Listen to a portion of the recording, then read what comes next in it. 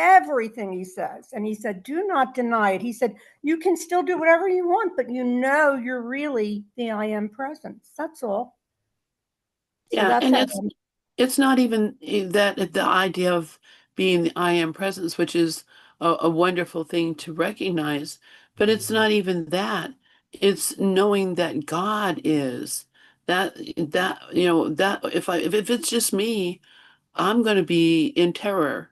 And if it's just me and you, I'm going to be in terror. But the fact is that we're in God's world So tell and me have what never left. well, that's good. Now, is that your motivation today? Because I was just saying basically that I can do things in peace. Look, I go to Unity, and Unity is very bold right now in speaking out. And it's not wrong or right because it's the phenomena. But to completely want to be a great A+ student is not my goal. My goal is to be honest. Well, And my well, experience but it's here not is honest, Sharon. It's you're not this is not your real feelings.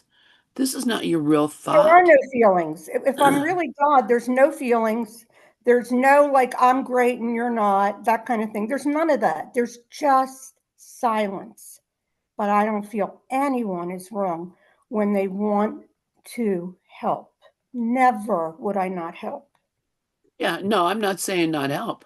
If you see, if you see something going on and you recognize that it's, not a not a good situation, or someone is injured, or there's, what I'm finding is that let me try to get.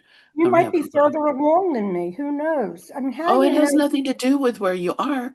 It has to do with what you decide you want to think. Well, when I go into group, I always want to be in peace. But I still live in a world where my husband wants to go, and I'm going to go with him as you go where your brother wants you to go. Yeah, no, that's fine. I think that's fine. And I think it'd be wonderful if you can go and walk and be in that peace, because then you are representing the Christ. That's right. And people will know that. It has nothing, and that will give whatever the thing more, I don't know what it would say, more power, but it just brings more light into the situation. Well, that was When my you go to, goal. I don't tell Cliff that because Cliff doesn't know that I know it's, that he knows that I know that the world's illusory, but yeah, he also knows that when he wants me to do something and it's going to help everyone, I say okay. yeah, yeah. And I think that the thing is to be whatever it is, not to do it. Why am I doing this? If I'm doing it because I'm afraid, then I need to look at fear. If I'm doing this because I'm angry, then I have I'm to not look at fearful. anger. I think what happens to me is that I'm not laughing at it either. I feel like it's exactly what I need at this time in my development. That's Yeah, all. yeah. And I see Bob has his hand up. Yeah, go ahead, Bob. Actually, I want to let you guys know we are now live streaming on YouTube. So, um, Well, and what welcome I was, everybody to ACIM Gather for A Course in Miracles. And we are here having an open discussion. So yes, Bob, please go ahead. what this is, what we're getting sucked into here is what I call the black hole of judgment. Because what happens is we see something, and as you pointed out, Lynn, we start to judge it. And then as soon as we go into this judgment, we are seemingly back in our ego again. Because, as you say, if we know the truth with a capital T, there's nothing out there for us to be judging. And that's why I wrote the essay about judgment, the black hole. Yeah, thank you. That might be a good one for us to look at too. And I'm not. I know I can tell by kind of the tone that maybe you think I'm criticizing or something, or saying, oh well, you shouldn't, the world is not real, so we should just not engage. What I'm really saying is I'm having to ask myself at every every time something comes up, like yesterday, okay, and Lynn Castaldo is on, and she's reading that James Twyman book, I don't know, maybe I Love You, and it's a real eye opener,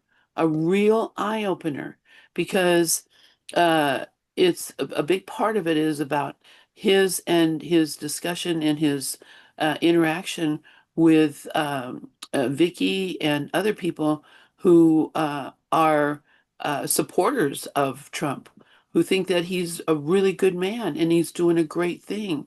And they are literally convinced without a doubt that that's the truth. And so, of course, until that time, was literally convinced that I was right and that I knew the truth. And what I recognize is that the all we're seeing is a little part of the scene, and from that little part that we're seeing, we're making our complete judgment.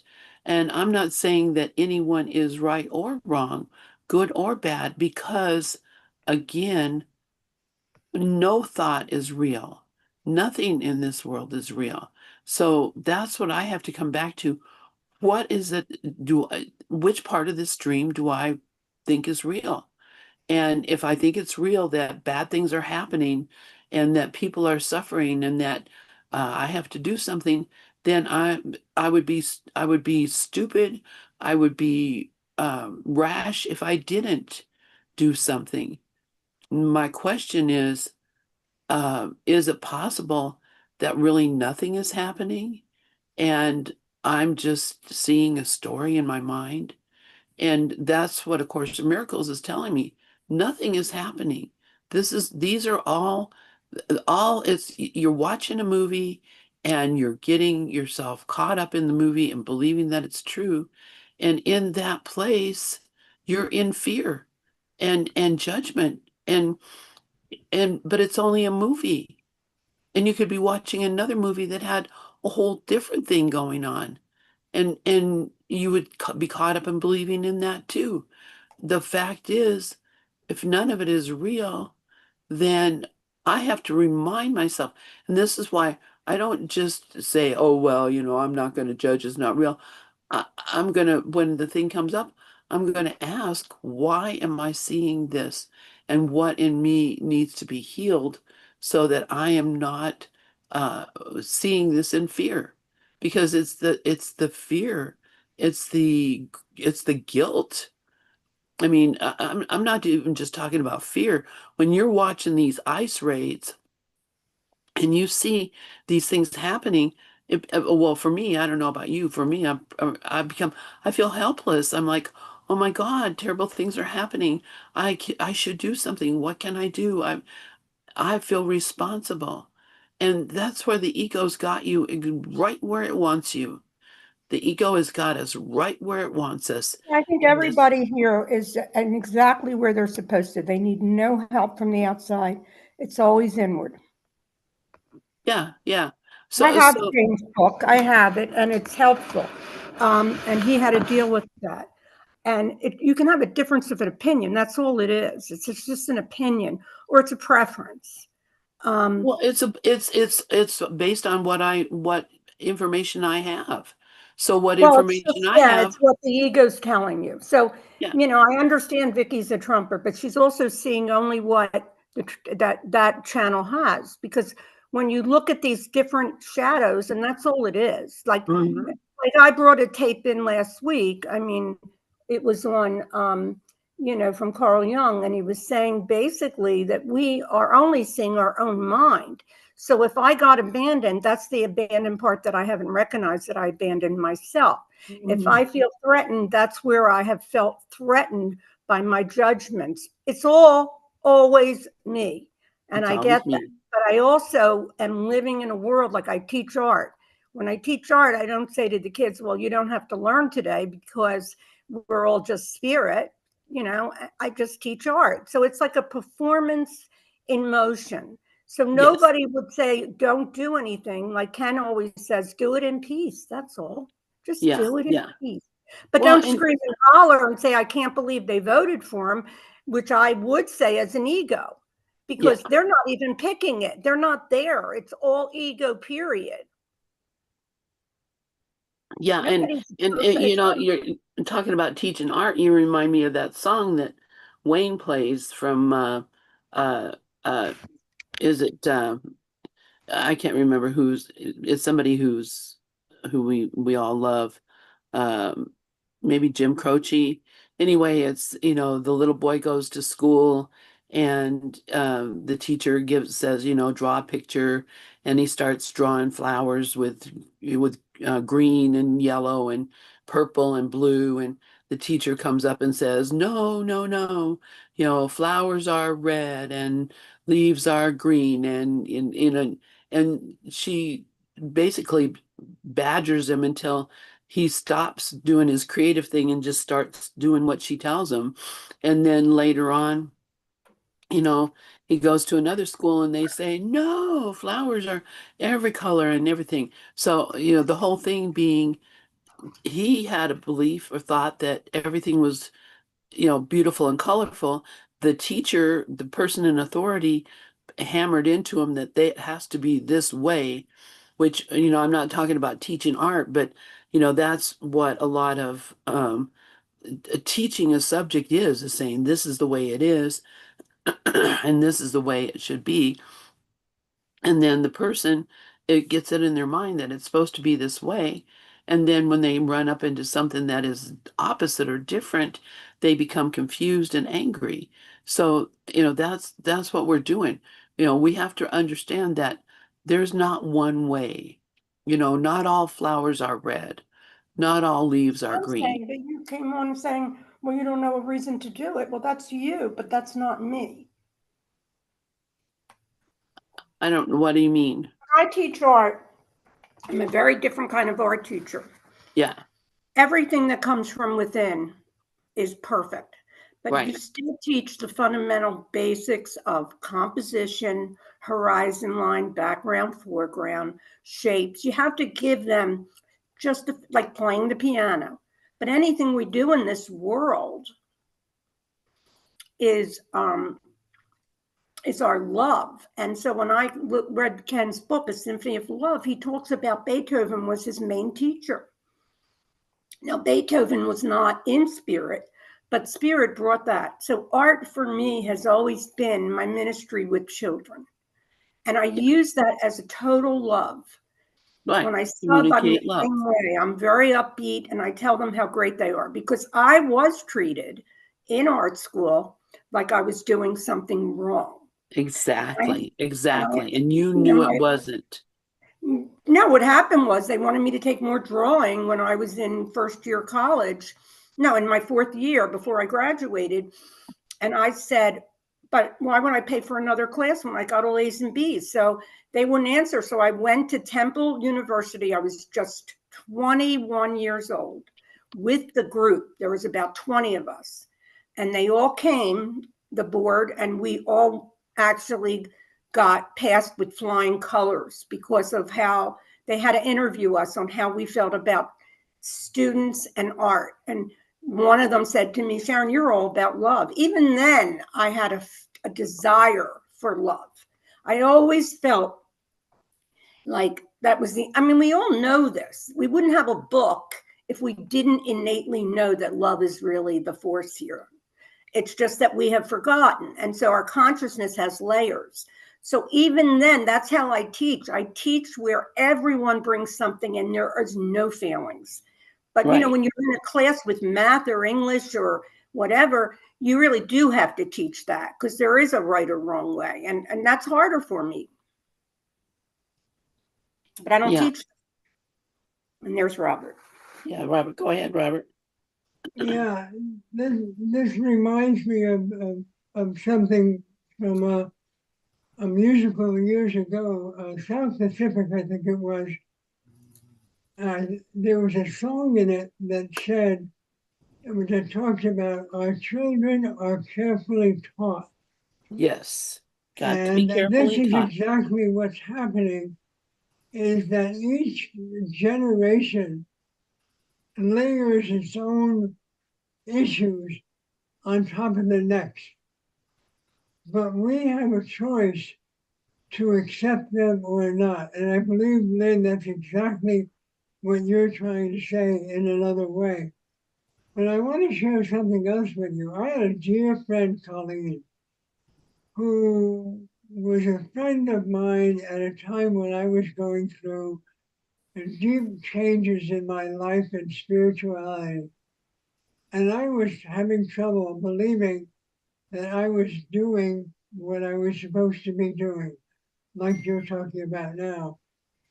And she shared a phrase with me that never left. She said, the flower is perfect at every stage of its development. And that reminded me that, okay, maybe I'm just two little leaves coming up out of the ground, but I am just as perfect as I will be in full bloom.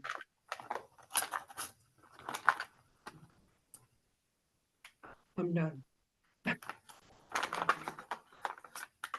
You know, it's funny, Robert. We talked the other day. What I have is so different that you have a problem with your voice. I have a problem with my hearing. I think I told you that I have hearing aids. So if you could just tell me, Lynn, exactly what he just said, because sometimes I don't hear right.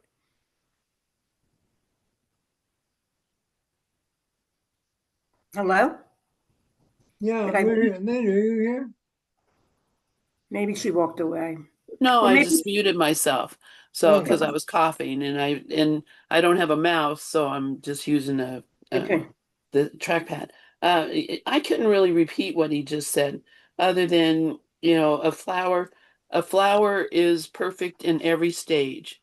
A flower is perfect from the bud to the leaves dropping on the ground and making the seed in the middle. Every stage of these flowers' growth, it's perfect no matter what it is. So you can't say, well, buds are not as good as whole flowers, or whole flowers are not as good as seeds. Right. This is It's all not what right. Bob said, but that's kind of what I'm taking away from that. So yeah. wherever you are, whatever you're doing, you're in the right place and you're doing the right thing. And so there's no point in even wondering about it. Just do it. Do it, lady. I don't know. That's the one thing Nike had right. Yeah. Just do it. Um, You know, the thing is, if you do it in peace, like no matter what I go through now, I just stop, pause, and then I ask for inspiration. I have to, because otherwise I do have an ego that is still there. And yeah, I don't know yeah. if it'll ever go away. Well, and it's the stopping and asking that is all that's the only thing you need to do is Right. That's just it. stop and not just run into the judgment, the fear, whatever. Just stop and ask. And so you're doing exactly the right thing. Is when we do things without asking, we just kind of think, oh, wait, everybody knows. Common sense will tell you, we all know this is wrong, this is right, whatever. But we don't. And so it's that whole idea of what do I really know about any of it now? And the fact is, when it comes right down to it, this is just a story and nothing is really happening. So what I think is, all these opinions about this is helpful and this is not helpful, we don't even know. And I'll tell you, I've seen it in so many situations, and we all have, where if something what is happening now seems to be so terrible. But then later on, I recognized that it was exactly what I needed to get me where I am now, or I wouldn't be here if something had happened differently. If I hadn't have had the situations in my life, I would be thinking something completely different now. And so It's you have to almost like, understand. like you met me early on when I just had lost all that money. And now I look at it like it was the biggest gift in the world. Yeah, exactly. I mean, you would prefer it didn't happen that way. You would prefer you could have learned the lesson without that, but you couldn't because I because didn't. you weren't in a place for that. But Exactly. And I it's all a lesson of love. whatever lesson it is, it's God saying, oh, you mistaken yourself for love. So every figure in my dream was really giving me love. And it goes back to the time Regina Dawn Akers shared, love is giving to spirit through spirit that which spirit requests. So if we're requesting this dream and we're playing a part, then there's a lesson there. And that's the thing that I've seen. Like, I feel, but the ego always wants to try to say, well, why don't you call Ronnie and tell him that it wasn't his fault? Well, he wouldn't even talk to me, so it wouldn't even matter, because he's not there. So I kind of feel like everything in this dream, anything that we think about is guilt, because Yes. the guilt is here. That's all it Yes. is, guilt. And everything that we go through is in guilt. It's not, but there is love is what's in the back of all the concepts. That's what's there. Right. So Yeah, and so it doesn't matter. I mean, I could be, looking at, people and thinking, well, how can you think this way? How could you vote this way? Or you're a loving person. Don't you see the danger? I could think all kinds of things and say all kinds of things. But the reality of it is, we're just here. I don't know. I don't know. That's why Jimmy's book, I don't know, maybe. Whatever you believe, whatever I believe, I don't know. But bottom line, I love you. And that's the only thing that really that's all that matters matters. Yeah. is the love, being the love. And when I hear Rafi say, I go and I say, I love you, I love you, I love you, I love you, that's the greatest mantra in the world, to remind myself that I love you, no matter, what a butthead you may seem to be. I love you. And not speaking to anybody in this room, but in general in the world. Robert, please go ahead. Um, there was a story, and I wish I could find it. I'm going to try to look for it, about a farmer who lost a horse. And the neighbor said, oh no, that's terrible. And the farmer said, oh no, that's good because, and he gave them another side of the story. And this whole story keeps on going back and forth. That was bad. Oh no, it was good. That was good. Oh no, it was bad. And it's a one. Oh, Wendy, if you find that story, please share it with me. Yeah, it's a Zen story. And yeah, Okay. yeah, It's a great story, and it really emphasizes the valuelessness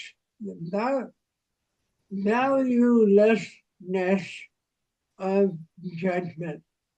Because judgment without knowing the future is nothing. And the only one that knows the future is the Holy Spirit. Right. And Now, actually, not even the Holy Spirit knows the future, because there is no future. that's right. There's no future. It There's a doesn't even story. exist. What Robert's saying is that he knows how it's going to play out. Yeah, he knows that how it's all going to play out is we're all going to say, "Hey, what the hell are we doing here?" And we're going to go home. So that's how it's all going to play out eventually. And we're And, just in the meantime. So in the and none meantime, what too am I doing? soon. So yeah, Hey, anybody? Wendy's here. Hi, Wendy. Hey, Wendy. Yeah, I know we're Wendy, sitting here in the dark. I can put my camera on. I can't. Um, My camera's gone again. It's not working.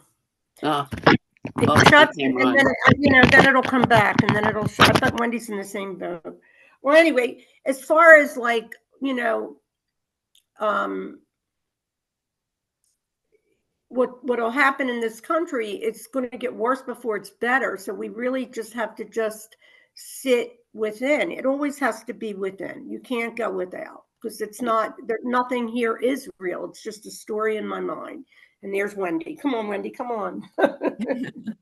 Yeah, one of the worst things that I had ever have happened to me was falling off my stairs and shattering my heel. So your heel is like an egg with a shell on the outside, and it's soft. It's soft on the inside. And I fell off the porch and I landed on a rock and shattered my heel. It was very painful. And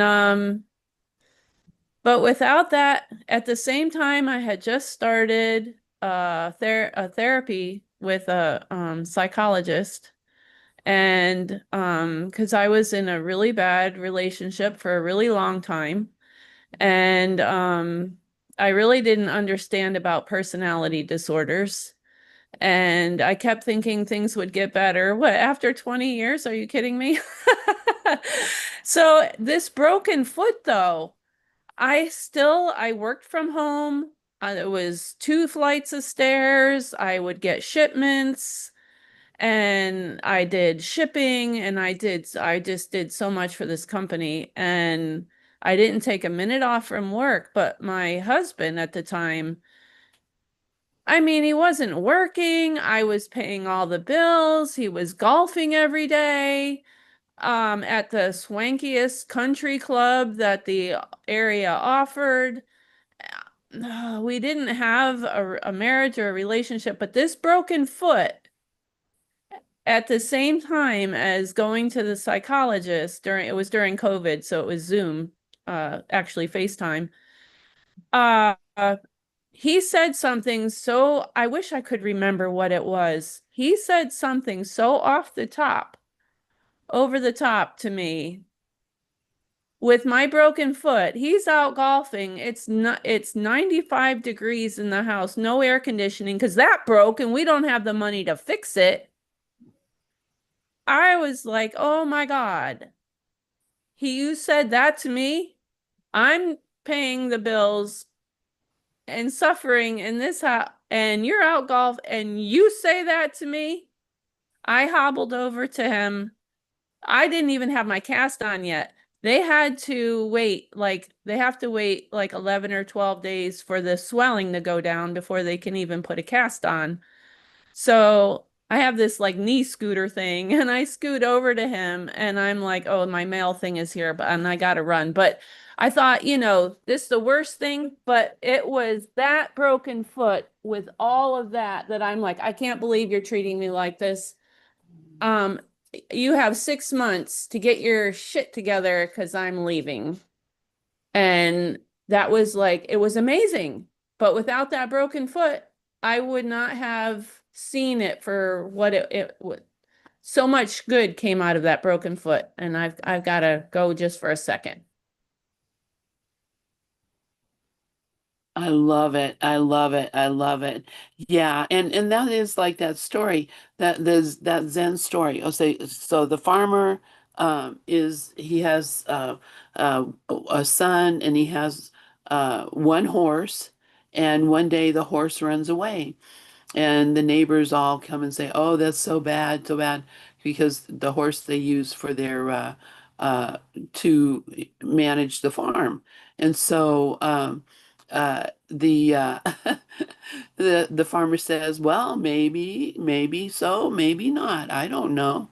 And then the next day, the horse comes back and is bringing a whole herd of wild horses that it hooked up with in the mountains. So now all of a sudden the farmer has like 20 horses. And the neighbors all come and say, "Oh, that's so wonderful. Now you have 20 horses and you only had one before." And the farmer says, "Well, it may be good and may be bad. I don't know." And the neighbor's like, "What? It's got to be good. You got more horses." Well, then the next day, the farmer's son is out there working with the horses, trying to, tame the horses, whatever. And he falls off the horse and breaks his leg. And the neighbors all come and say, "Oh, how terrible. You had such good luck, but now your son, his leg is broken. He can't help you on the farm. And this is awful." And the farmer said, "Well, I don't know. It could be good. It could be bad. I don't know." And then the next day, the king sent soldiers to the town to conscript soldiers. But when they came to the boy, he couldn't be drafted because he had a broken leg. And so all the other boys in town had to go fight in the war, and he got to stay home.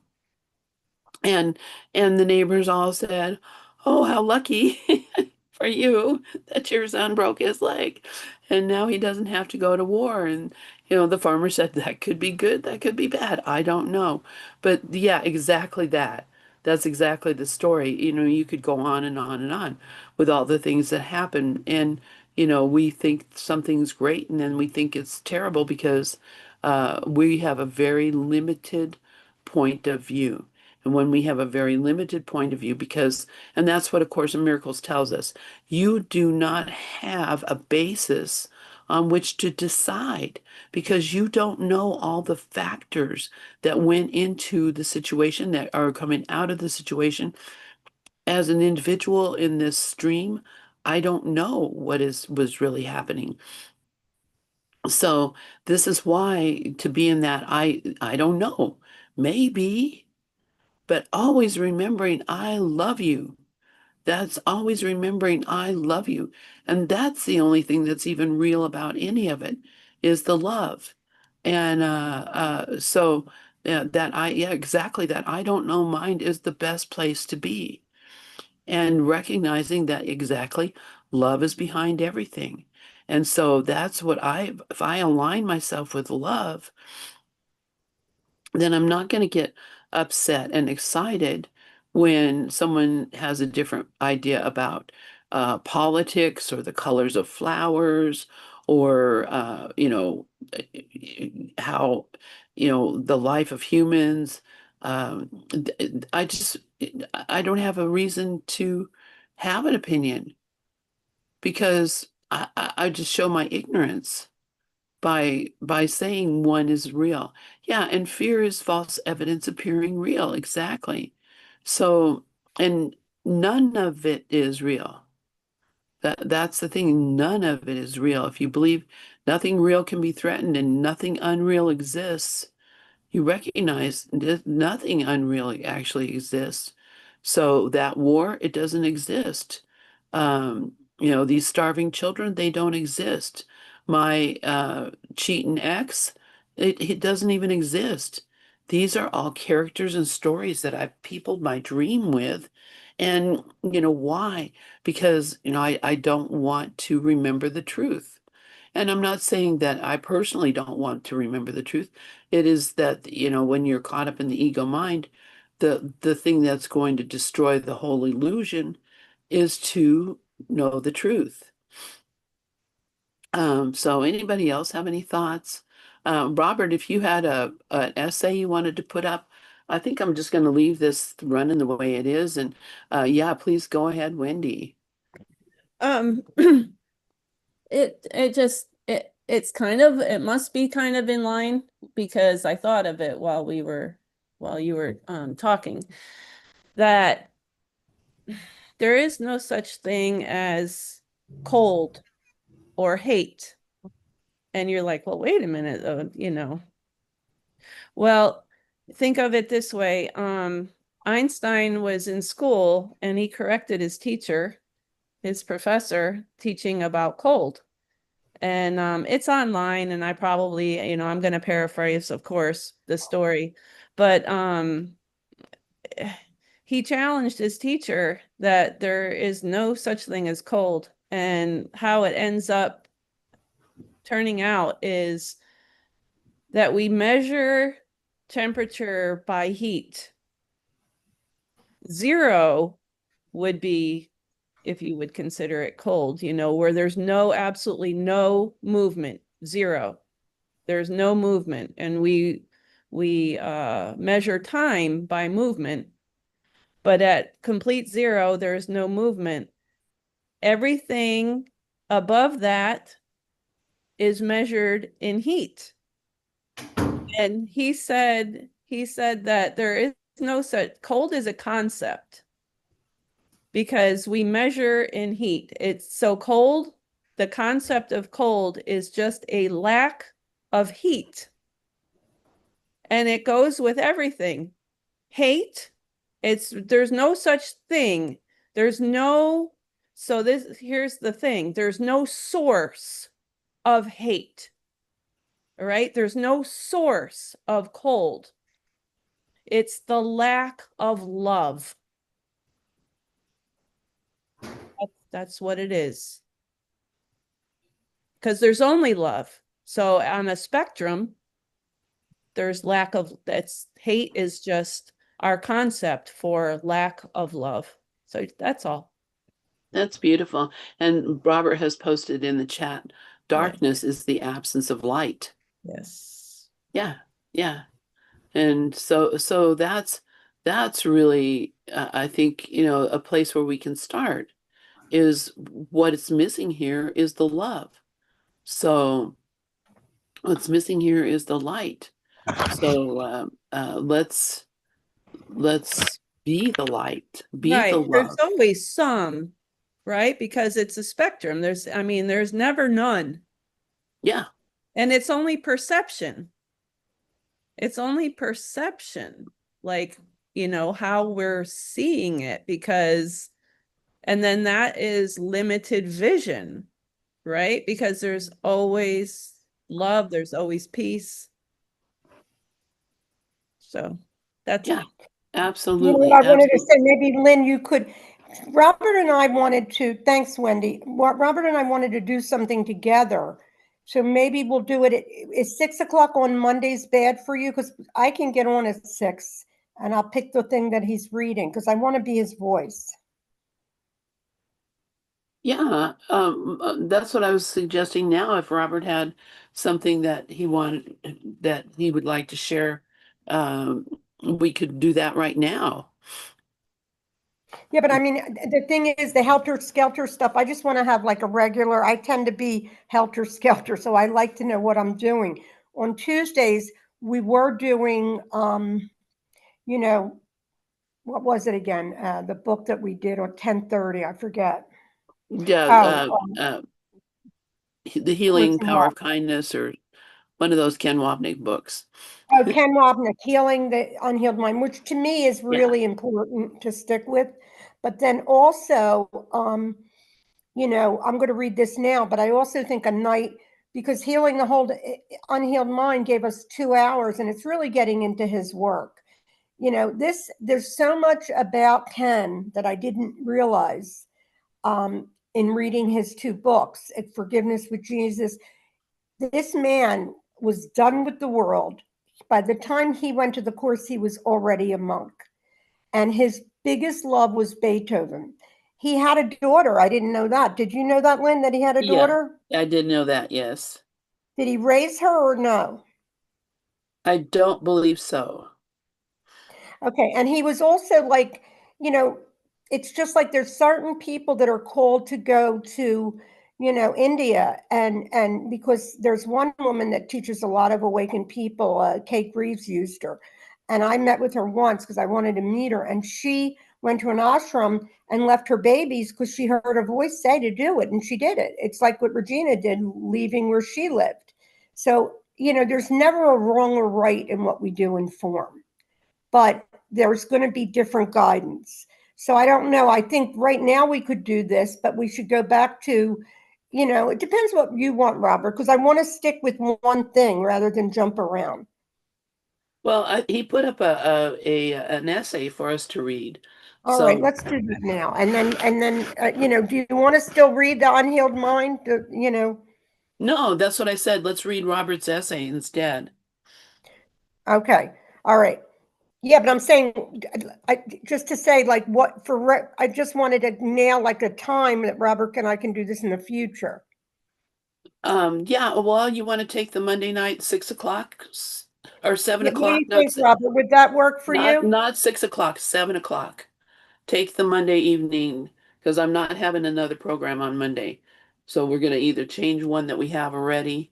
Oh, that would Or be wonderful. yeah, yeah. Because If you everybody would then get to see his stuff. I want them, his stuff is amazing. All right, I'll start and then I'll stop and then Lynn will pick up and then Wendy, you can read too. Okay.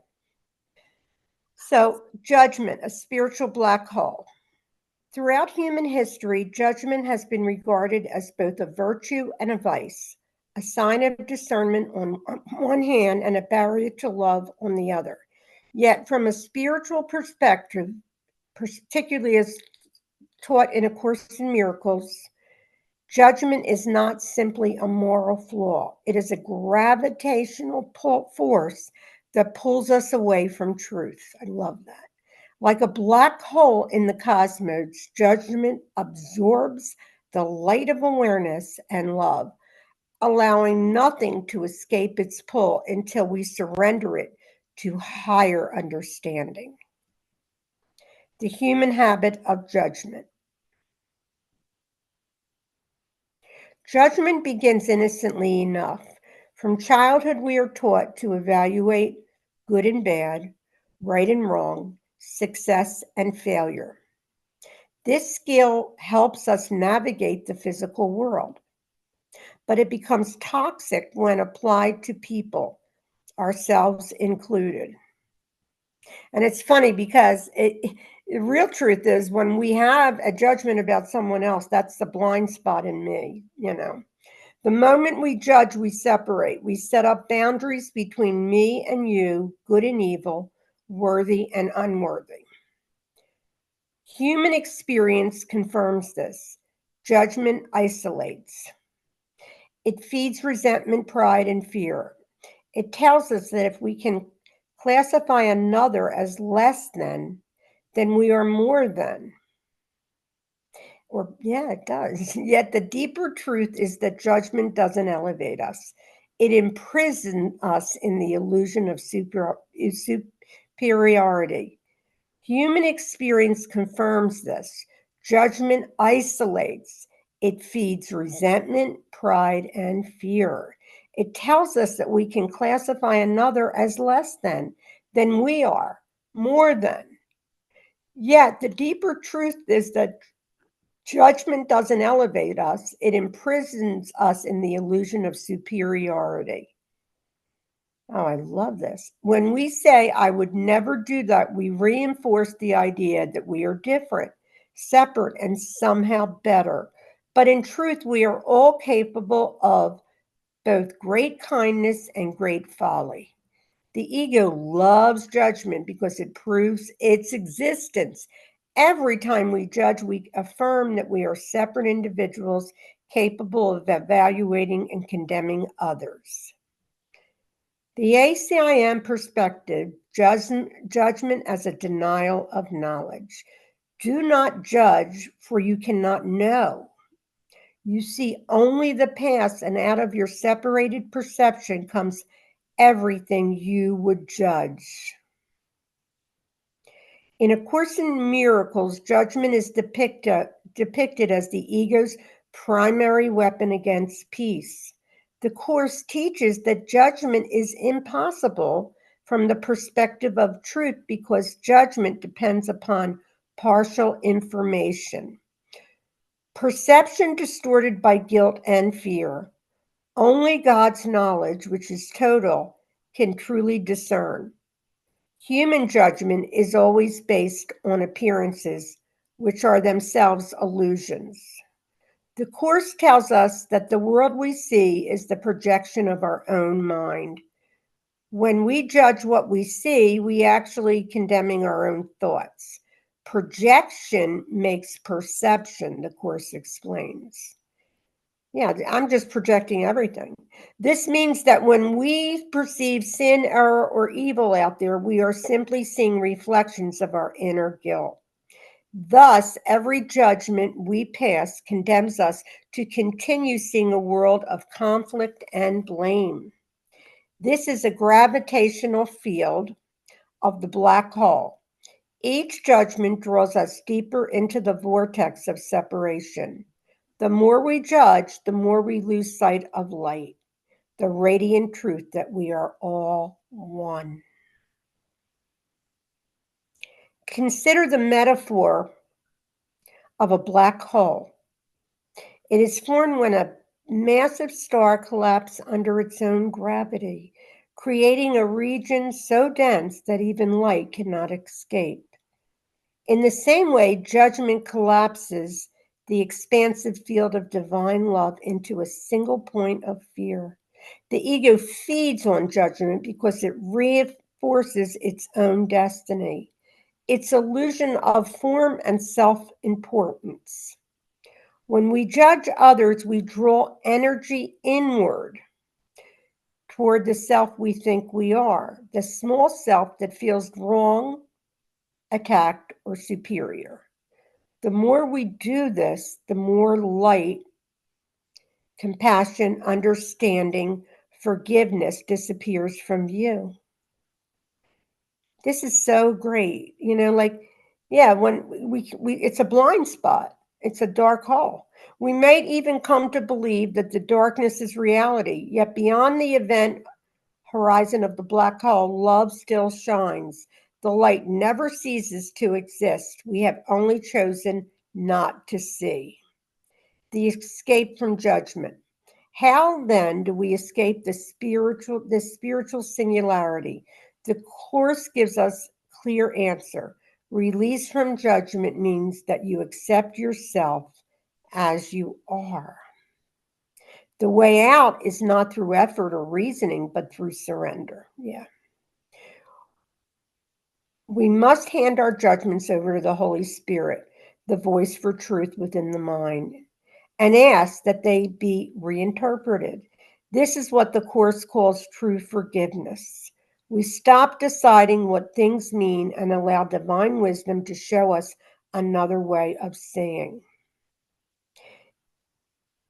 In practice, this may look like pausing before reacting, breathing before condemning, and asking, what would love see here? Love never condemns. Love always sees innocent because love recognizes itself in every being. The Course tells us you who would judge reality cannot see it, for whenever judgment enters, reality has slipped away. To judge is to step out of reality into illusion, into a world of shifting appearances where guilt and fear reign. To forgive, however, is to step back into the light. Okay, somebody else want to read now?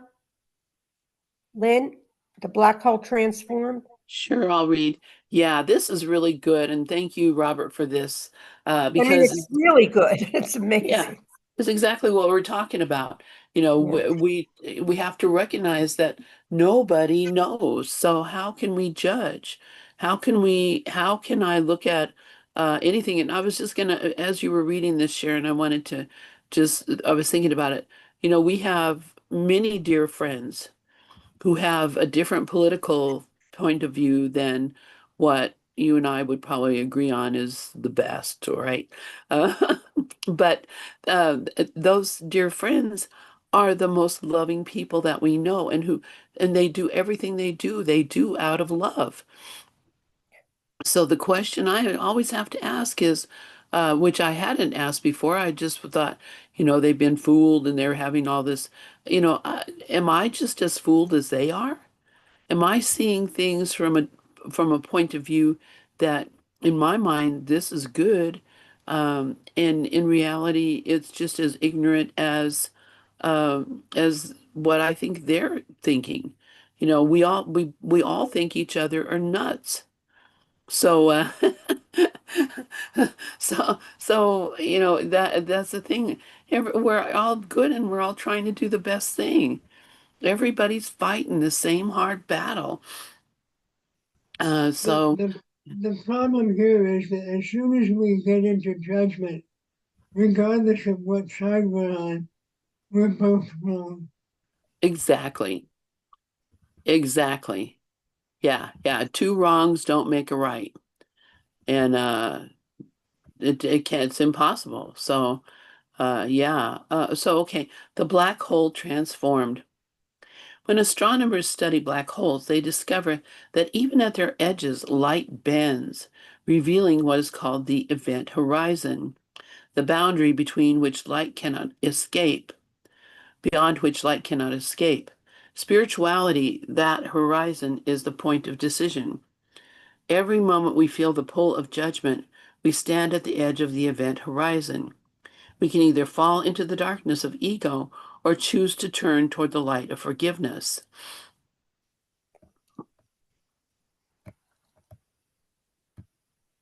There we go. And here is the miracle. Once we choose love, the black hole itself becomes a doorway. What once devoured our peace now becomes the very means of our salvation. The mind that was once condemned can now bless. The energy of judgment is not destroyed, but transformed, like matter converted to light. And that's what the miracle does. Each time we forgive, we reclaim a little of that radiance. We begin to see that what we judged in others was only the part of ourselves still calling for love. I love that. We begin to see that what we judge in others was the part of ourselves still calling for love. The black hole, then, is not an end, but a passage, a sacred opportunity to return to wholeness. Living without judgment. Living without judgment does not mean abandoning discernment. We still make choices, but we can make them without condemnation. We recognize behaviors as expressions of either love or a call for love. As the Course reminds us, every loving thought is true. Everything else is an appeal for healing and help. And that's in text chapter 12, the introduction. When we see through this lens, life softens. Conflicts become classrooms. Enemies become mirrors. Mistakes become stepping stones toward awakening. Human experience confirms this transformation. The moment we stop judging others, we feel lighter, as though the gravitational pull has lifted. Relationships heal. Compassion flows naturally. We no longer feel trapped in the small orbit of our own fears. And I just wanted to talk about that a minute. That you do your experience becomes softer and lighter because you're not under that heavy weight of fear that would lead you to want to condemn another person. The fear goes away when you actually forgive because you recognize there is nothing to fear. All right, the final surrender. Ultimately, to release judgment is to release the ego itself, for judgment is the ego's heartbeat. Without it, the false self cannot survive. The Course teaches the ego can only survive by comparison. Yeah, without better or worse, superior or inferior, the ego dissolves and what remains is pure awareness, the quiet, unshakable peace of God. And I actually reiterate that that is the state of mind in which you can walk through a crowd of fearful people and bring the wave of peace with you. You can be like Jesus. And, it's not like, oh, I have to get farther along. I have to learn more. I have to study more. I have to whatever. You can do that right now, this very instant, by just deciding today I will only do what love asks me to do. I will only answer what love asks. I will only look for love in everything. That's, once you decide that love is the only motivation you have for any of it, then you become the love. And when you are the love, you bring the love wherever you are. So, uh, the final surrender. Ultimately, to release judgment is to release the ego itself, for judgment is the ego's heartbeat. Without it, the false cannot survive. The Course teaches the ego can survive only by comparison. Oh, I already read this. Without better or worse, superior or inferior, the ego dissolves, and what remains is pure awareness, the quiet, unshakable peace of God. When we reach this point, we realize the judgment was never real. Like the shadow cast by a black hole, it was only the absence of light. The light of love was always there, waiting for us to remember it. The return to light. In the end, judgment's black hole loses its power because it never truly existed outside our own mind. The miracle, the shift from fear to love, is the moment we look directly at our judgments and see through them.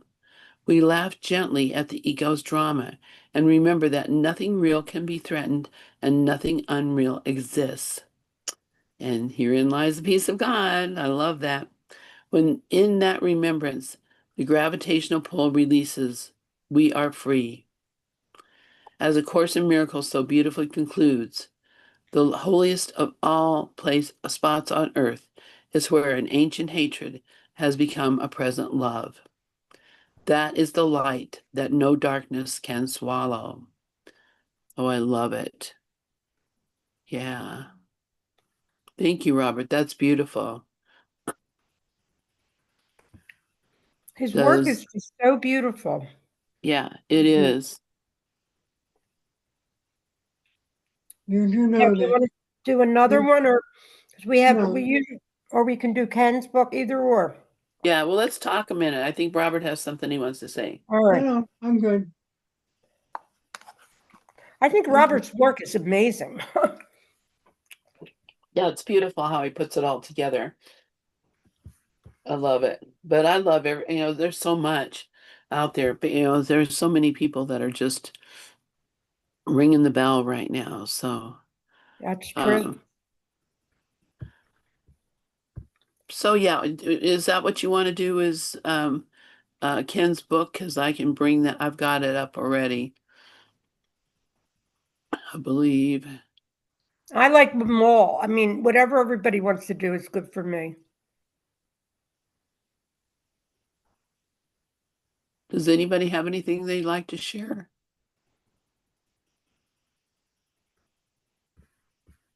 Well, it's up to you, Lynn, because I don't even have a preference, really. Yeah, I'm just going for my somehow or the other my Kindle library got shut. So, oh, come on. I'm not looking for that.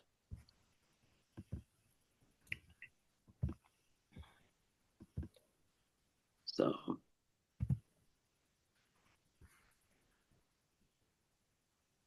trying to get my Kindle up.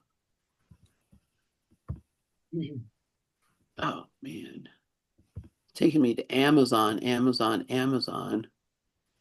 And I understand that the Kindle app is on Amazon. But Now, I was going to say, now he has so many. He has The Original Sin, A Believer and an Atheist. He has like a whole list here. And we're going to be doing this on Mondays at 7, right? Is that better? Because you didn't have anything to do on Mondays? who are you talking to? You. Like you Yeah. said, Monday, because you didn't know what you were going to do on Monday nights. So we're going to do Robert's work on Monday nights. Yeah, we can do Robert's work on Monday nights. Yeah. Yeah, that's perfect. Yeah. Um, because I don't really care to come up with, topics all the time. And, I want I want to share what people want to hear. So, you know what I'm saying? All Oh right. yeah. I mean, it can't be all on you. It's not fair to do that But to you. yeah. And, Robert had suggested doing it at 6, but, I'm not going to I'm not adding any more programs. Right. It's too I have much work. realized that I'm like this is it as much as I can handle. So, Right. No, I agree with you. all right. So we are here in healing the unhealed mind. And this is where we ended up last week. All right. I might have to move things around so I can see. Kind of cool running two computers on one, but it's also kind of crazy. Okay. I'm going to go back. Yeah, in fact, this is great. All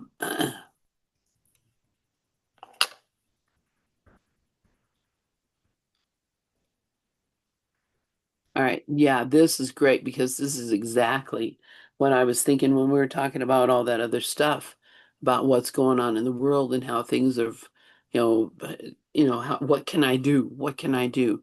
And Ken says a line from the workbook, if taken out of context, sounds horrific, saying that those who understand what forgiveness means will, quote, laugh at pain and loss, at sickness and at grief, at poverty, starvation, and at death.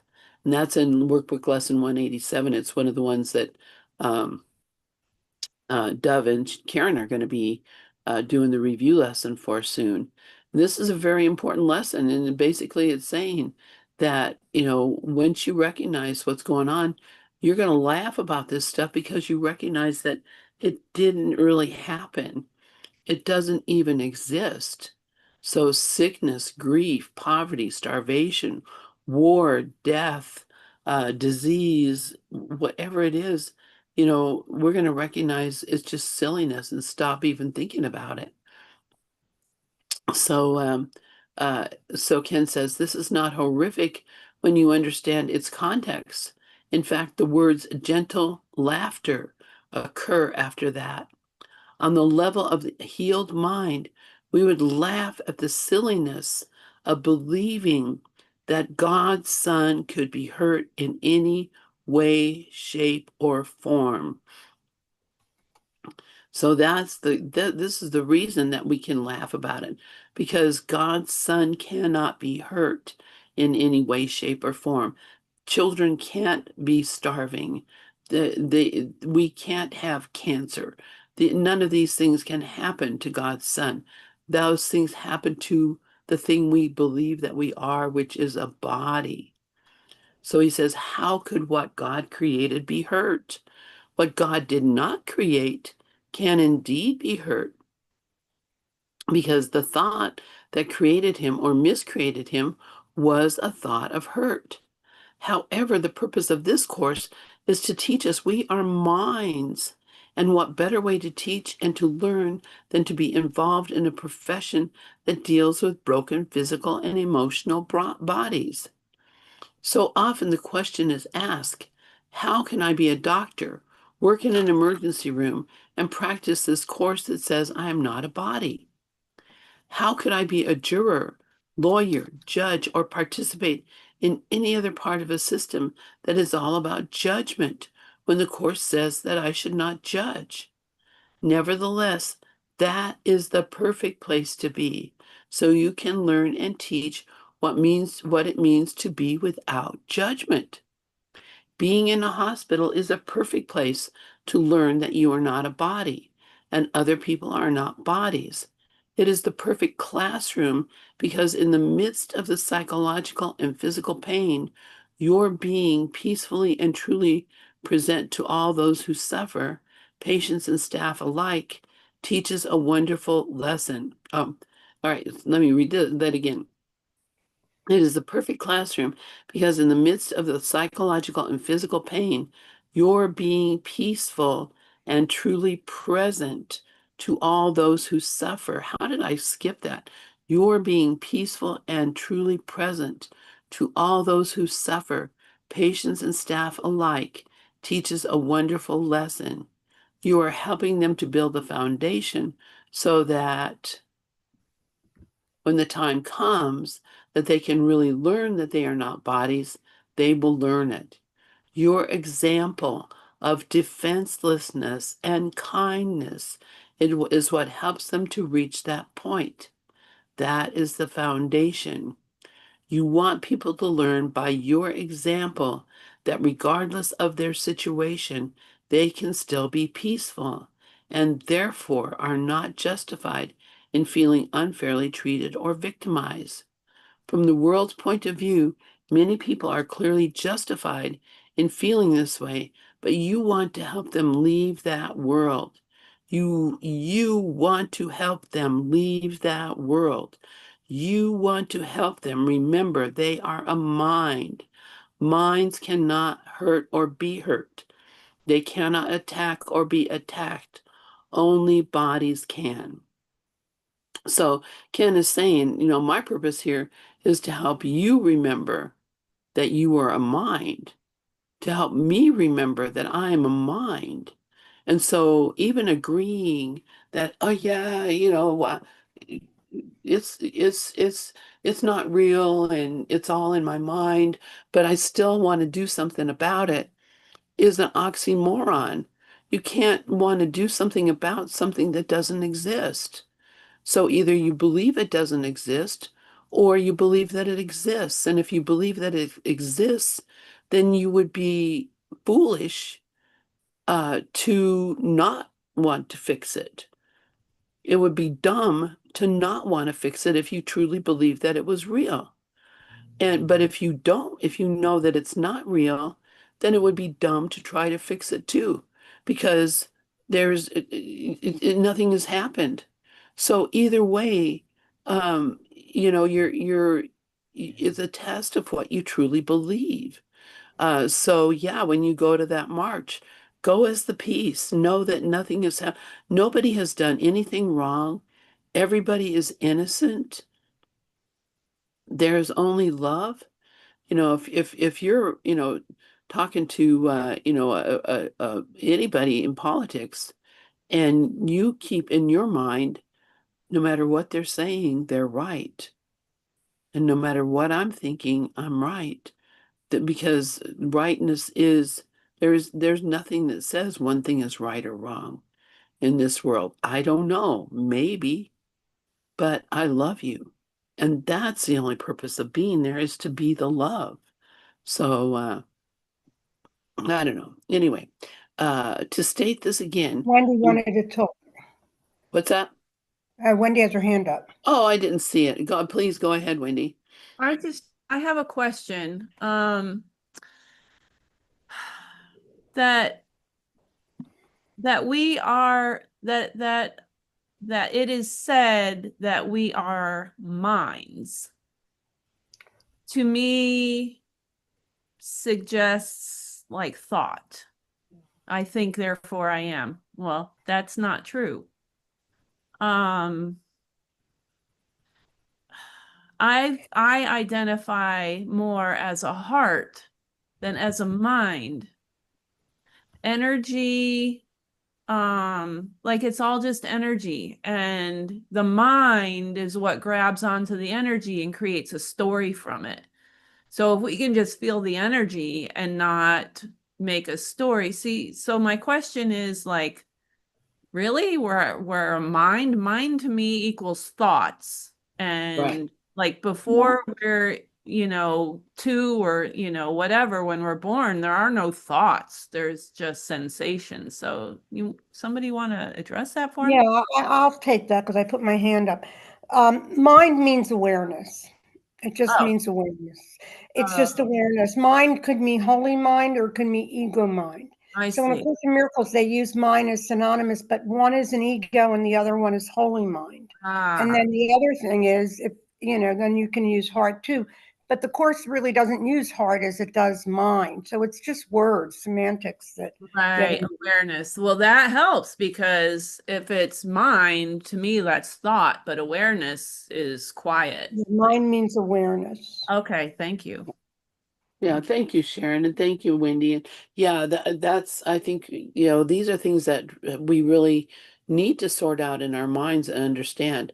Yeah, the mind that is the ego mind that's thinking and talking and doing all this stuff is not the Holy Spirit mind that is universal, that everyone shares. So if it's my idea, it's not the holy mind. If I'm thinking it, if I'm the one making up the story or making the judgment, that's not the Holy Spirit, because the Holy Spirit just sees oneness and doesn't see all these differences. The ego is the only thing that sees the differences, or that imagines the differences, or makes up the differences. So, so yeah, when the mind with the capital M is what we consider to be the truth, the true self. But the mind with the little m that involves the brain and the body, that's all ego. And uh, that is never right. Never right. Not sometimes right, a little bit partially, nothing. The ego is never right.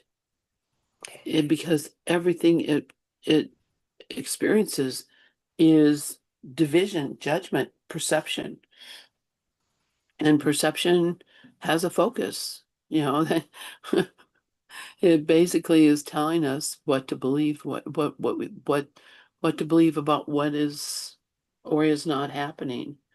And we can get into that right mind where, yeah, and just refusing to have an opinion, refusing to believe the story, refusing to listen to the thoughts, because the thoughts are the killer.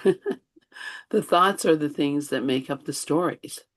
And I'm a thought in the mind of God, and that's the only thing that's real. Anybody else have anything they'd like to share? Yeah, all thought is absolutely a way to split us off from wholeness. It's a distraction. Even happy thoughts are going to Yeah. take you, and even happy thoughts can be violent because we are really still as God created us, which means that anything that's happening here, and it is just a thought universe, is phenomena, and none of it means anything. However, when I see my grandchildren, I get excited, but I also get excited with other people's grandchildren. So, when I start to really see everyone as not special and I just see everything as just zero, meaning that there's nothing here but God. And that to me is hard to do in a group because we're using words, but all words lead us to home. It's a perfect example is the Wizard of Oz. I mean, they couldn't have, consciousness gave us that early on, at least in my development. And I always knew it had a deeper meaning, but there's so many things that have a deeper meaning. All the fairy tales that they put out, all of them are helping us. And the thing is, if we look at everything, even this hate, I mean, anyone that hates themselves because you're only seeing yourself. You're seeing your own limits. And if you see your own limits, it's not out there, it's in you. So you want to look at that and just remind yourself that none of this has to do with anybody, not even me, because I am not the person.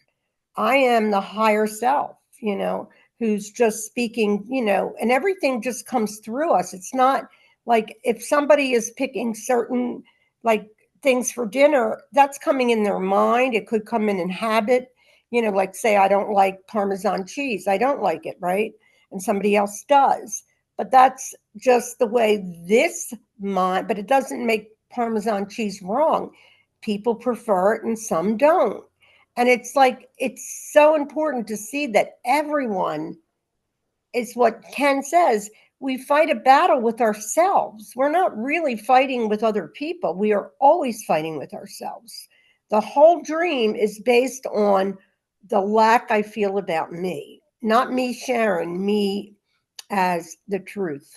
Because if I'm holding on to these ridiculous projections, because I am projecting, and you're always projecting when you're in thought, because you can't not, because thought is also artificial.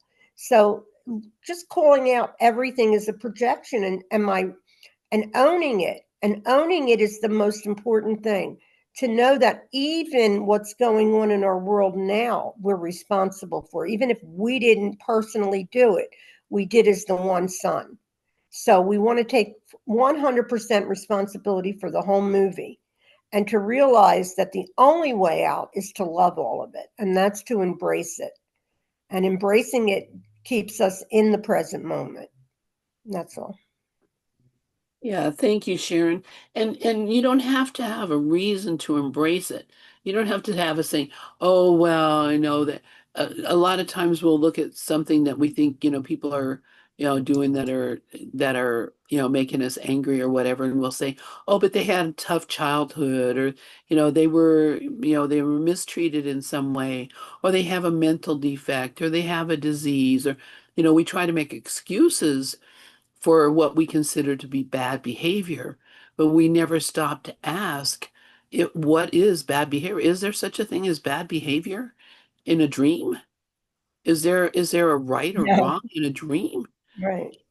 Behavior is not a measurement, and it's not a reason to love or to hate.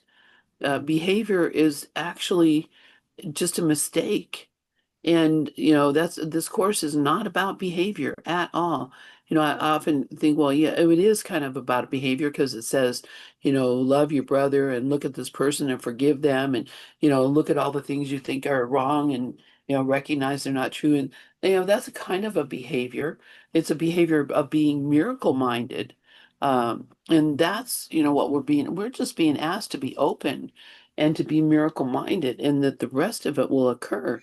And, that's why, to look at, something someone says or does and to say this means something is to set yourself up in that same trap again. It has no meaning. Nothing I see here means anything. It's just so simple. Anybody else have anything that they'd like to share? Sometimes Sharonda, it might be early for her. Maybe. Are you up, Sharonda? It's like 9, yeah, it's 8 o'clock. Or Yeah, should we? I got on I got on the meeting because I was listening on my phone once I woke up. Ah. So I'm with you. Thank you.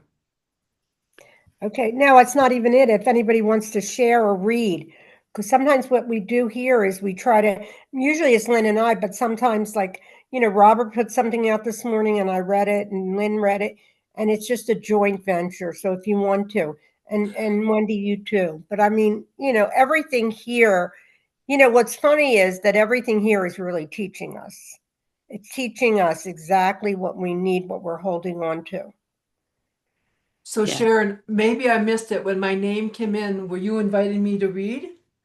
Yeah. Oh, I'm happy to read. Are we on to state this again? Well, yeah, to Yes. state this again, yeah. I mean, I'm asking. I don't want to put you on the spot either, No, I'm happy to. Thank you for including Okay. me. Okay, here we go. To state this again, what you want to do when you are in a situation Oh, okay.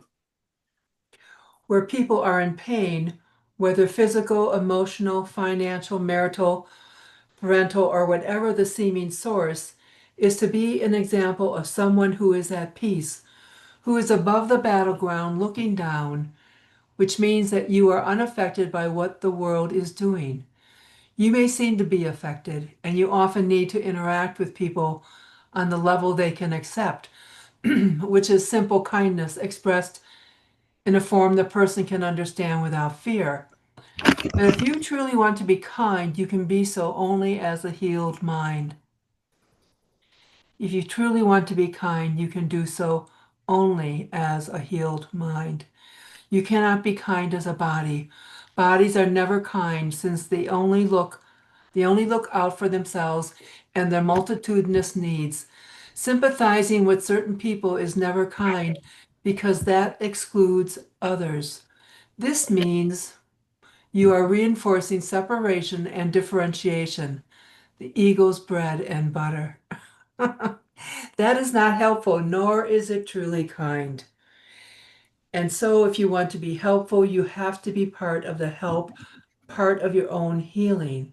Recall, it is in the instant the therapist forgets to judge the patient that the healing occurs. Judgment always means separation, specialness, and differentiation, false empathy. Vision is all inclusive and sees everyone as the same, true empathy. This is the only way you will find peace, the only way you will be lifted out of the dream and help other people be lifted out of the same dream of separation and pain. The healed mind does not make the error real. It may sound as if you are by your behavior, but your mind remains centered on the truth. The basic message of this course, the message of every form of the universal course, is that God's Son is guiltless. Manual 135. If you are guiltless, there is nothing to project. With nothing to project, there is no body, no pain, suffering, loss, or death. No matter what happens to your body, the love in your mind has not been lost. That is the lesson you want to teach. God's Son is guiltless. You are guiltless, and everyone else is as well. I was going to make a comment and to see if other people want to say anything. You know, for me, what I've been reading and what's been coming through for a while now is that when I accept my innocence, when I know my guiltlessness, I cannot judge, and I will experience non-judgment from others because without judgment and guilt, I'm not projecting all that hoopla out there. And yeah, truly, we become that instrument for love. And that's the healing. That's the healing that I'm seeking, the healing my brothers are seeking. It's the healing the world is crying for. So how can I not do everything possible today to know my innocence and to forgive? So it's really beautiful. Thank you, Sharon. I love that, and I love that we just read this because this is exactly what we're talking about. Is especially when he talks about if you're going into a crowd or you're going with people, he says if you want to be helpful, you have to be part of the help, part of your own healing. That uh, when you decide that all you want to see is peace, you will be lifted out of the dream and help other people be lifted out of the same dream of separation and pain. Mm. The healed mind does not make the error real. It may sound as if you are by your behavior. So let's think about it. You go in a group of people that are like, we hate this guy and we just, we're miserable about the way he is. You don't go in and say, well, you're all wrong. He's a great guy and all innocent. No, because you know that that will not work. But if you go in with the idea in your mind that, yes, we're all innocent and, I'm not going to make the error real. People may think that I'm agreeing with them, which, if I'm not disagreeing, they will think that. So it may sound as if I agree and that I'm believing it by my behavior, but my mind remains centered on the truth. And once my mind is centered on the truth that God's Son is guiltless, then I'm not going to be projecting any of that fear, nor am I going to be experiencing any of that fear, and I'm not going to be um, uh, joining in that dark place.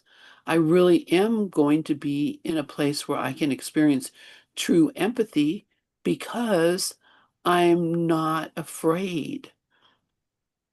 So nothing to project, no body, no pain, nothing. Then the love is the only thing that's real. And remembering God's Son is guiltless. Let's see, Sharonda, yes, please go ahead. And I'm so aware also that the degree to which I still judge and run around with resentments, because I still do that. I'm really working through some important things. It's a lot of fun.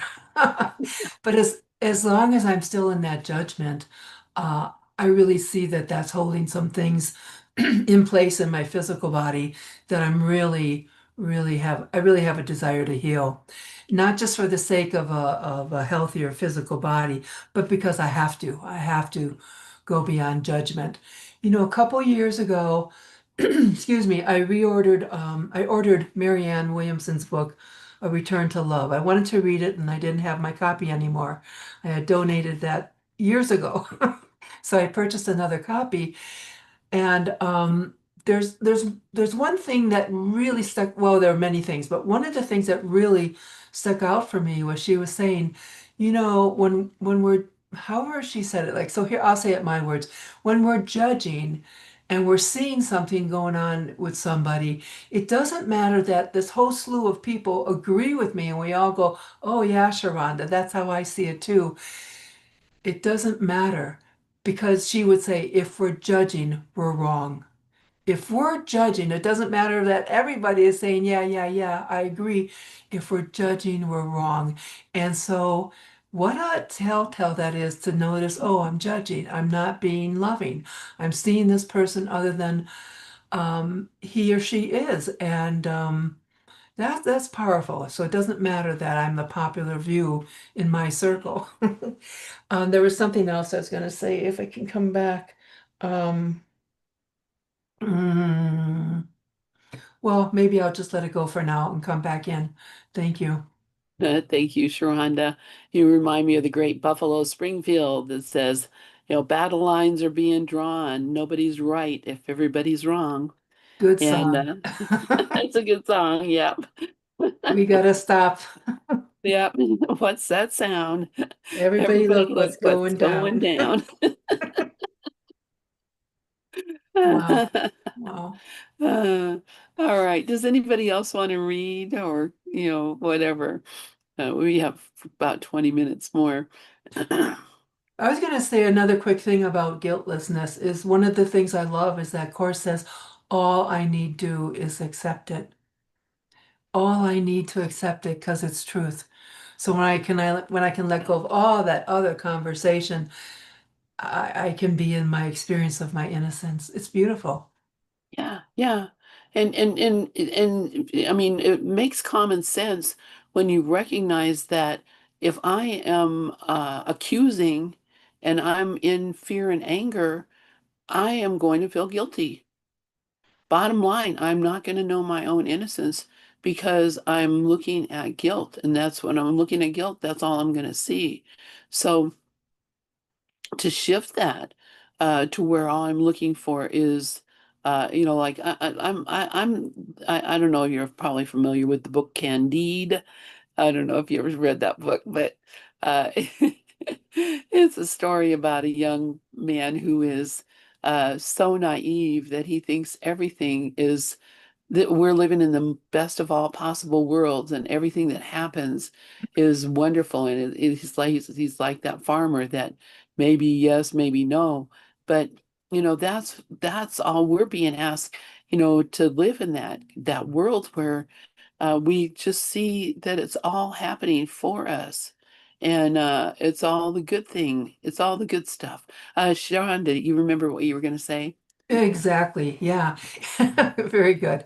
Um, it's that thing about how we may appear to be going along with what people are saying, but I don't know how to say this, but I do that. But there's a part of me that knows not to engage here, that if I say something of truth, it's not going to be recognized, it's not going to be well received. It could just be something that incites further conflict or something. So oftentimes I can see that I do that, but then I have to work within myself to come to truth in my own awareness. But it's just maybe it's that discernment that on another level I'm recognizing just shut up. It's not going to be of help. Oh, that's hilarious. Yeah. It's I love it. We do that. And I'm just checking everything to make sure stuff is working on the other computer. It is very good. Um, we do that. And what uh, ends up happening, maybe it may seem like we agree. It may seem like we don't disagree. It doesn't matter because, it doesn't matter. This is what's so beautiful about the nonviolent communication that I am so in love with, is that you get to the point with people that you get to the reality of what it is that we both really want and need. So if they say, I voted for this guy because he's a strong man, he's going to keep us safe. I can say yes, and I'm really wanting to be safe too. And I think he's dangerous. I won't say that. I say I want safety too. We both want the same thing. We may see it in a different direction, but we both want the same thing. And honestly, neither one of us can know. So neither one of us is really right or wrong about any of it. But we both agree that we want safety, we want security, we want to not be in pain, not be in fear. We all want the same thing. So, and those wants and needs bring up those feelings, and those feelings are the things that get us caught up because we don't recognize the feeling or we think that the feeling is a fact. We think that the feeling is the reality, and it's really not. It's just a response to the belief that comes out when our needs are not being met, or when our needs are being met. We have feelings both ways. So the feeling itself is just an indicator of what I am experiencing uh in my mind about my life. So I can feel really sad. I can look at, and I'll bring up a situation. I don't want to get talking about, uh I don't call it politics, I call it social issues. That there are situations where people, come to this country as an immigrant, for whatever reason, and there's a million reasons out there. They're not just one reason or two reasons. There's lots of reasons why people would want to come to someplace like this to live, because of the pressures or whatever where they are from. And they just want a better life. uh, People who live here already look at that and say, oh, they're coming to take over my job, or they're coming to take over they're going to take my health care, they're going to take my this, my that. I just want to feel safe. I don't feel safe. They're coming here because they want to feel safe. The bottom line is we all want to feel safe. We all want to be safe. And so, we may have a different opinion about what makes that safety, what makes you really safe. But that's what we all want. And so you can't uh, denigrate a person or make them seem like they're subhuman because they're afraid. You can't say, oh, you all you guys out there that are trying to, ICE and all that, you're evil because you're afraid. You can't say that to the immigrants. Oh, you're evil because you're afraid. We're not evil because we're afraid. We're afraid. And that's because we don't know our own power. We don't know our own innocence. We don't know our connection to God. So the bottom line, the thing that's missing is that feeling of being connected, or that knowing of being connected to each other and to our source. So I can go into a conversation with anybody about this, and we can come to the place where we all recognize what our need is, and what it is that we fear, what it is that we're feeling, and we can communicate that way and find some common ground, because it's the common ground is right there. But if I go into it and saying, well, you're evil because you want to, you know, hurt these people, well, I'm assigning a motive to them. I'm saying, you think this, you're doing this. Uh, I don't know. So again, back to the I don't know. Anybody else have any thoughts about that? I know that kind of seemed long-winded, but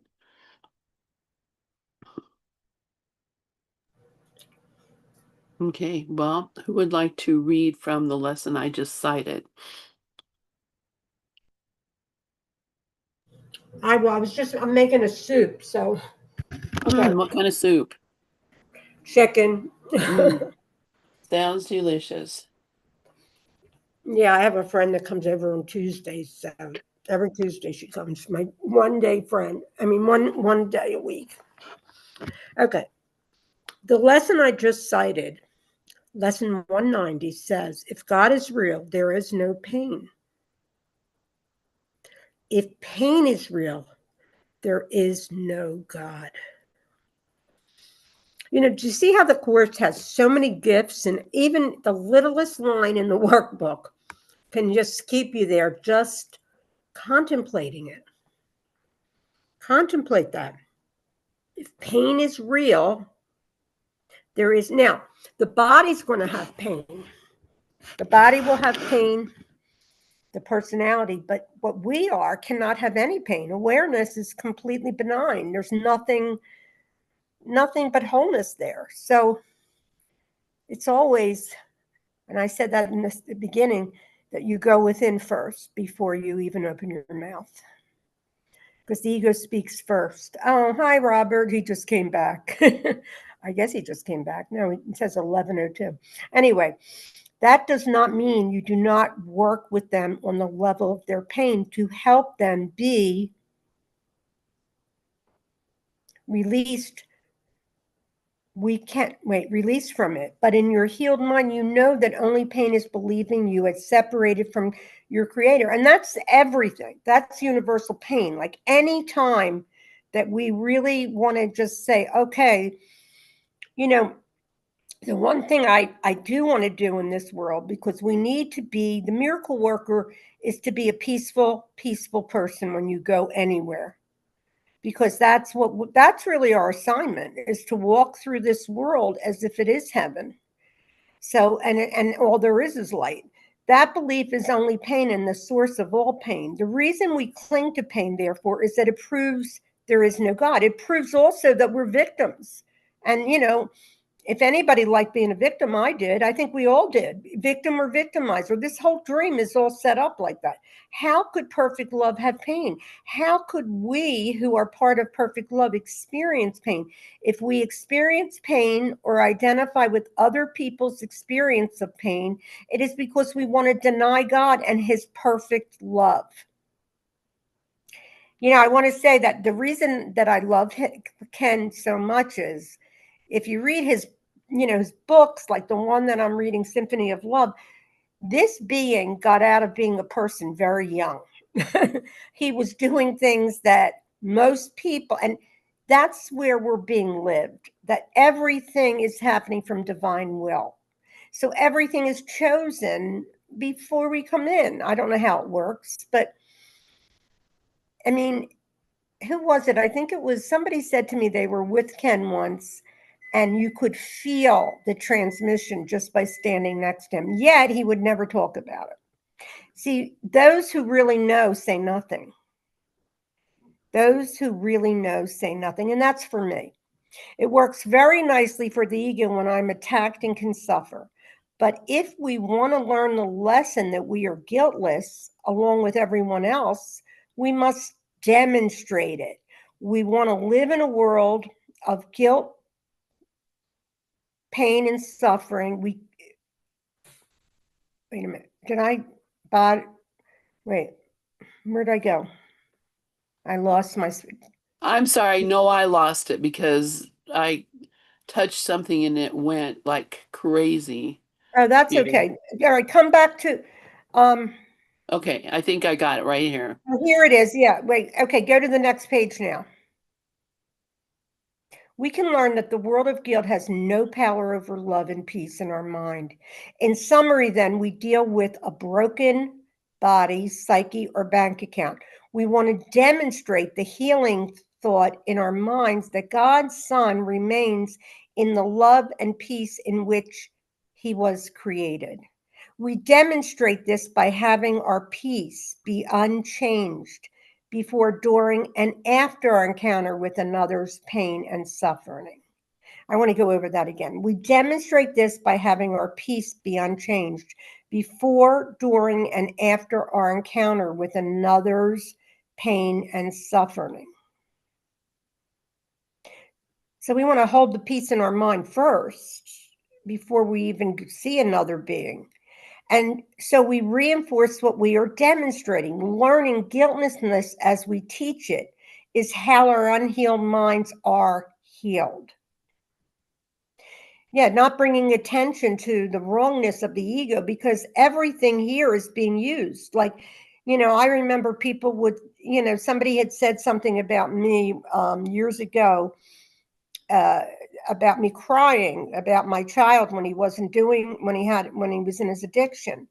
And they said, well, she'll never wake up. Well, that was wrong, in the sense that was the very thing that helped me grow. And actually, I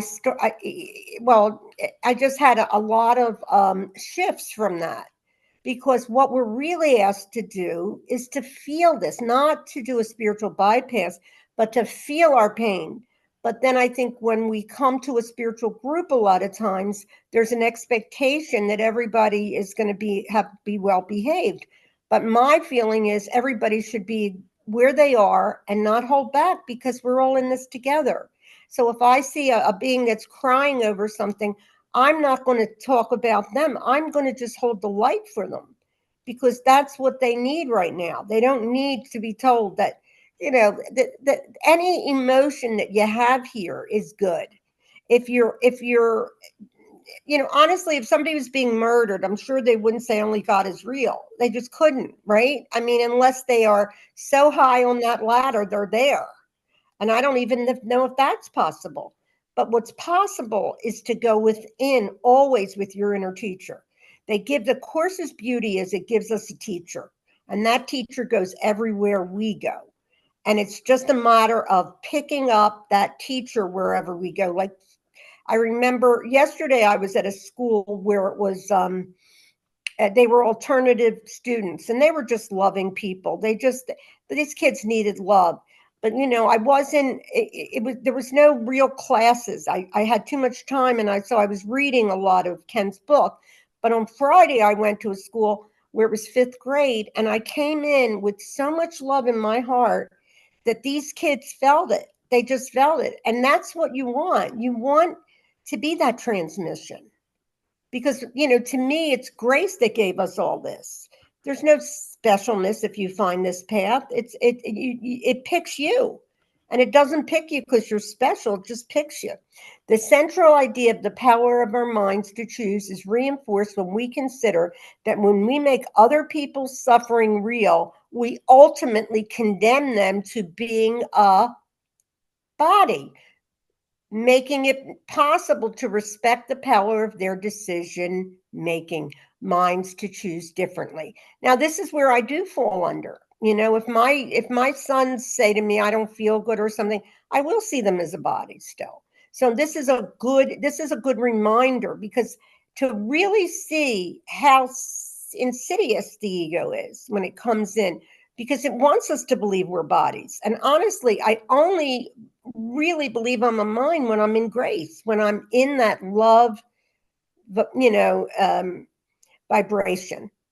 Otherwise, we're going to be in that shadow, and the shadow is not helpful. The shadow doesn't know anything. The shadow only knows what it hates, really, or what it thinks it knows. So anyway, it says,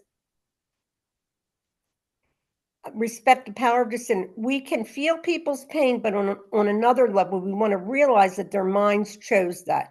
If we truly love and care about them, we want to reinforce the power of their minds to choose to be at peace. And we can do that in silence. We cannot do that if we remain part of their dreams of pain and suffering. Now, empathy is another thing I use for the world, because in this level, or, of the mind, you can be quiet, but when someone wants love, I can say it to myself, but I also sometimes just become, just tender with them, because everyone wants to be loved, and they hear that. As soon as, let's just say, for an example, I would say, well, you're not really sick, that's just making the ego angry. And once that ego gets angry, they can't hear you. Nobody can hear you when the ego's really at work, because the ego is so harsh. This is a very difficult lesson, to be sure. You know the point I made earlier, that this, okay, what happened with the, where did I lose it? Oh, okay. I keep losing it now. Yeah, you're not losing it. I accidentally touched the screen. It just is very Yeah, sensitive. it's very So quick. it just Okay. flips. Okay. All right. So, I think, So Lynn, you want to advance it? okay, one more. Okay. Thank you. Yep, there you go. this is a very difficult lesson, to be sure. You know the point I made earlier, that this is a very difficult course, and he is so right on. Everybody, the ego wants you to be done with it, because it really doesn't want you to wake up. And this is a lifetime book. This book is at least for me, it's with me for life now, until I'm no longer in the body, because the message in it is really beautiful. But there's no rush in being healed, because it's a very gradual process, right? So, no matter how many times Jesus says it is simple, it is difficult because it only emphasizes that we are minds. And what it means to be a mind is that we have the power to choose a different teacher. This is the core of Jesus' teaching. The entire course is based on that. I love this book. Don't let anyone tell you anything else. It is only about regaining the mind's decision-making power. This is why over and over again we are told to choose. At the very end of the text comes choose once again. Even amidst our living in a world of war and suffering, we want to remember we are a mind that can decide to be at peace. If you find yourself feeling sorry for people who are suffering, which is a normal thing to feel, you are but reinforcing the fact that we are not minds, but bodies, and that the separation actually happened. It is a difficult lesson, but its value cannot be overestimated. The reason we are here to learn that we are not here. The Course says, how else can you find joy in a joyless place? Except by realizing that you're not there. I love this line. I love it. That is what this is saying. How do you find joy in a place that is filled with such pain and suffering? A dry and dusty world where starved and thirsty creatures come to die? This is this world, and it is not joyful place. How do you find joy here? By realizing the world has never left its source in the illusory mind, and therefore it is not real. Learning that is true joy. Yes. But where are you? Sharon, our time is up. Oh, okay. But Wayne is not here. He's No, going it's not to. Wayne now. It's the Course book. Chapter 15 and 16. Oh, He that's comes. right. Chapter 15. Okay.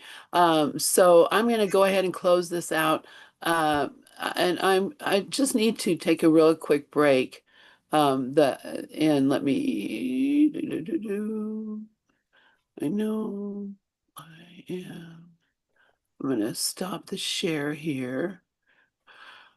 All right, and I have to go over to the other computer. Excuse me. To stop the YouTube over here. Oh my goodness. All right. Is that